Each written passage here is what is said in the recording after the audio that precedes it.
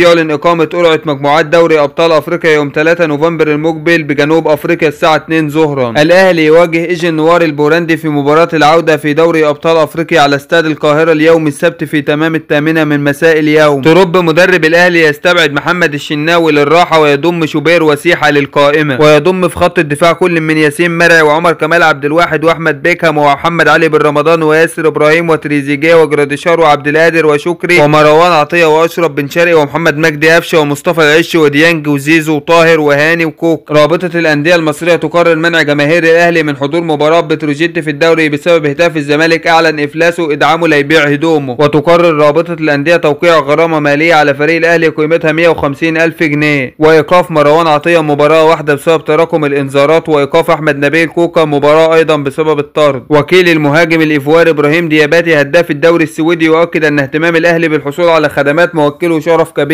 خصوصا انه يعد واحد من احد اعرق الانديه في القاره الافريقيه، لكن حتى هذه اللحظه لم يتواصل معهم اي مسؤول رسمي من داخل النادي الاهلي. وفي الوقت الحالي اللاعب يركز على انهاء الموسم بشكل جيد، وهو لا يعرف ما سيحدث في المستقبل وان كان سيتواصل معهم الاهلي ام لا. احمد شوبير يحذر الاهلي قبل مواجهه إيجن نوار البورندي في مباراه العوده، ويطالب بضروره منح المباراه الاهتمام الكافي لتجنب المفاجآت، خصوصا ان الفريق حقق الفوز بهدف واحد فقط ذهابا. ضياء السيد مدرب المنتخب السابق في تصريحات صادمه لمدافعي الاهلي لابد ان يدعم صفوفه في قلب الدفاع في يناير القادم بمدافع اجنبي مميز لحل الازمه الدفاعيه، لان كل اللي موجود واللي جاي ويقال اسمائهم حاليا اقل من النادي الاهلي، والعش وياسين وبيكهام اقل من النادي الاهلي مع احترامي الكامل لهم، واشرف داري يلعب مباراه او مباراتين ويصاب 10 مباريات، ومفيش غير ياسر ابراهيم بفضل خبراته، ولكن الراجل مش هيلعب لوحده، والمشكله لن تعالج بالاسماء المحليه ولا بد من ايجاد مدافع اجنبي مميز. وبكده تكون انتهت اخبارنا، وما تنساش تصلي على النبي محمد صلى الله عليه وسلم، فلا خير لمسلم يتجاهل الصلاه على الحبيب المصطفى، وما تنساش الاشتراك في القناه وتفعيل الجرس ليصلك كل جديد.